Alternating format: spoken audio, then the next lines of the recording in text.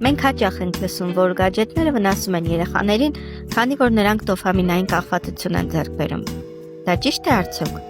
Դոֆամինն ինքնին հաճույքի հորմոն չէ, ինչպես սովորաբար կարծում են։ Դա ավելի շուտ մոտիվացիայի եւ ուշադրության հորմոն է։ Այն մեզ դրդում է նոր բաներ փնտրել, սովորել եւ գործել։ Թվային աշխարհում դոֆամինն ակտիվանում է, երբ երեխան նոր տեղեկատվություն է ստանում։ Խաղի մեջ հաջողության է հասնում կամ էլ հավատում է ստանում իր հրապարակման համար։ Արդյոք դա վատ է։ Ոչ միշտ։ Դոֆամինի ճիշտ կառավարումը կենսականորեն կարևոր է։ Խնդիրն այն չէ, որ դոֆամինն արտադրվում է, այլ այն, որ մեր ուղեղը սովորում է դոֆամին ստանալ միայն արագ եւ բարձ գործողություններից, ինչպես օրինակ սմարթֆոնի թարմացումը։